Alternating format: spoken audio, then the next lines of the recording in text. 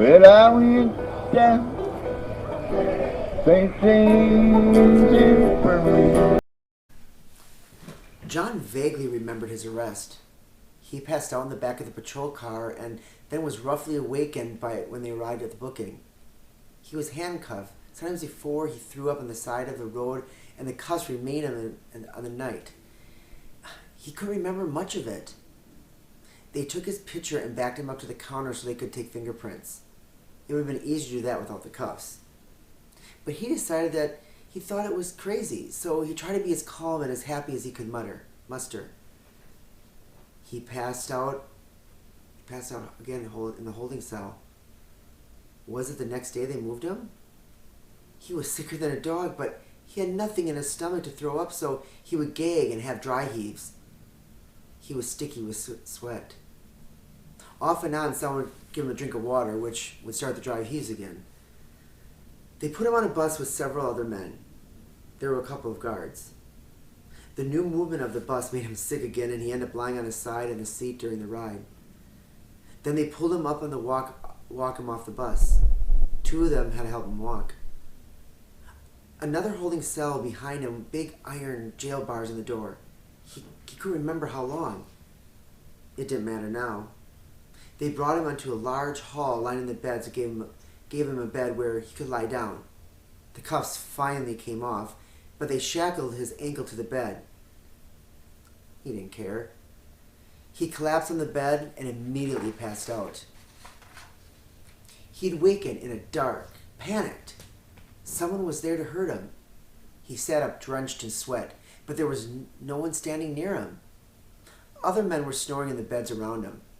He was freezing and tried to warm himself in the sweat-soaked blanket. And it didn't matter.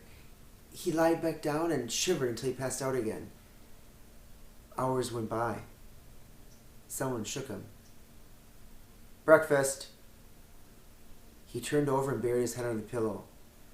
They left him alone. He woke up again much later.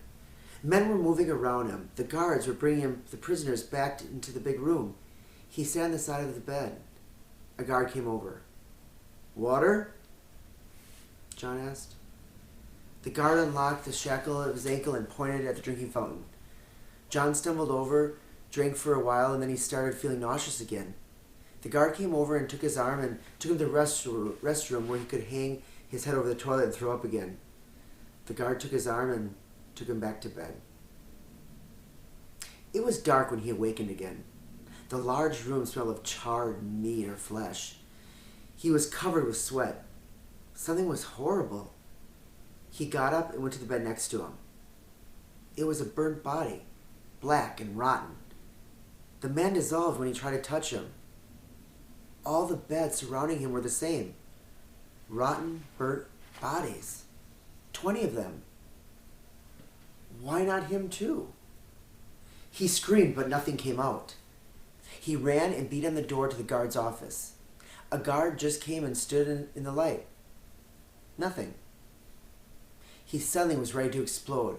His body trembled and then shook and he fell to the floor. He couldn't control his spasm and it wouldn't stop. He vibrated across the concrete floor. Darkness. He came to the cold floor. He was freezing. He climbed up on his hands and knees and then to his feet. There were breathing monsters around him in a large hall. They were ready to stir. They would find him in the darkness and swallow him. He found his empty bed and crawled back into it, still shivering. The wet blanket couldn't keep him warm. He shivered forever. Then he was upstairs, in the burnt-out apartment. Everything was soot and dust. The charred body of his young wife clutching their dead baby. He sat up from the black bed and tried to say something through her bare teeth and black jawbone. She couldn't stop grinning. He screamed and ran out and hit the concrete floor next to his bed. He couldn't stop shaking. Trying to pull himself back up to the bed, he yanked on the mattress and bedclothes off the floor on top of him. He squirmed under it all. It was morning, and the guards were pulling off the mattress off him, and the sheets and the blanket and the pillow. Finally picked him up and threw him back in bed. He was shaking uncontrollably. He couldn't talk. He couldn't tell them. A guard later came in the morning, helped him to his feet, and escorted him out to the large hall and through several locked doors to a hallway and into the exam room. A nurse came to take his vital signs, then a doctor appeared and tried to ask him some questions.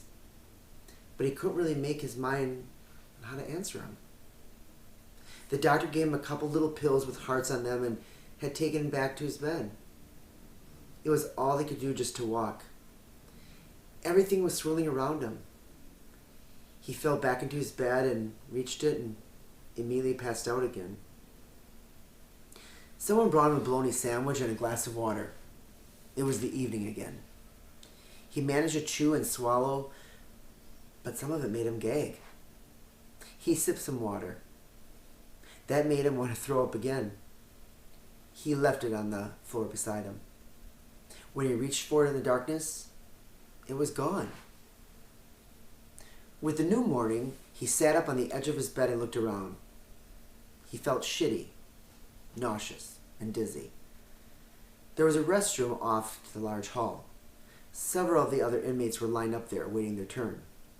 There was another line forming against the far wall, probably for the cafeteria, for breakfast.